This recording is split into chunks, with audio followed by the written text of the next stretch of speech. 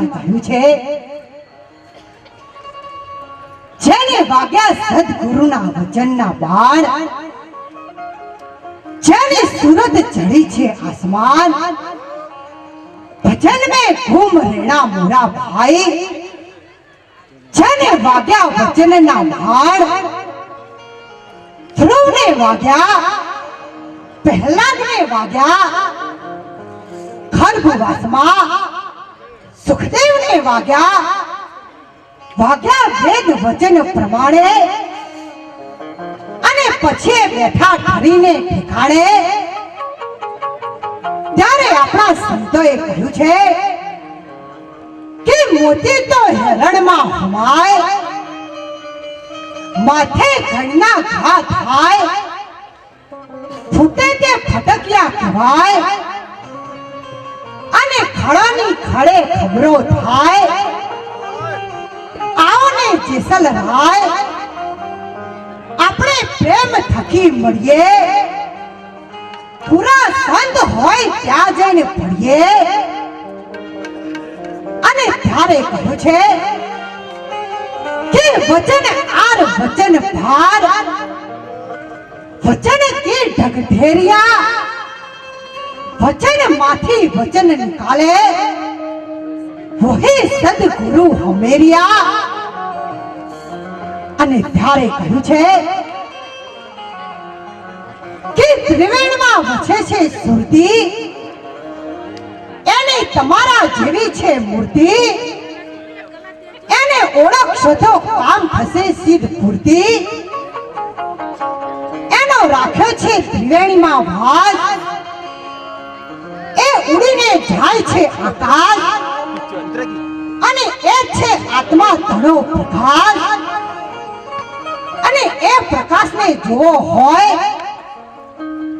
તો આપણે સદગુરુના શરણે જવું પડે છે. અને ત્યારે કહ્યું છે કે કોથી આયો કયો જવાનો, ઉપાય શોધજે તેનો, જો સાચા સદગુરુ મળશે તો ઉકેલ પાડી દેશે તેનો.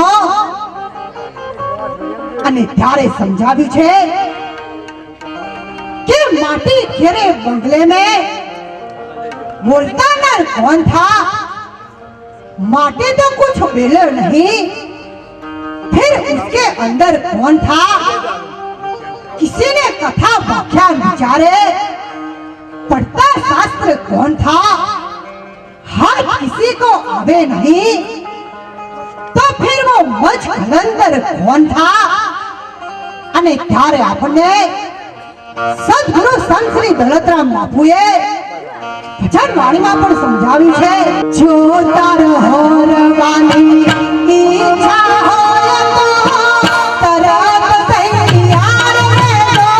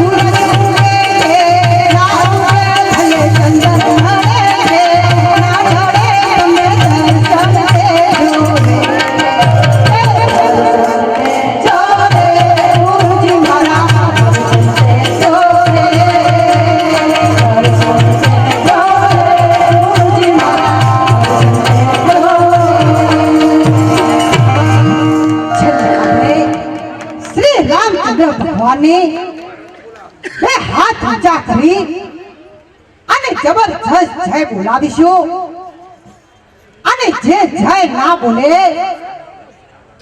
એના પાડોશીના હાલ બોલો રામચંદ્ર ભગવાન કી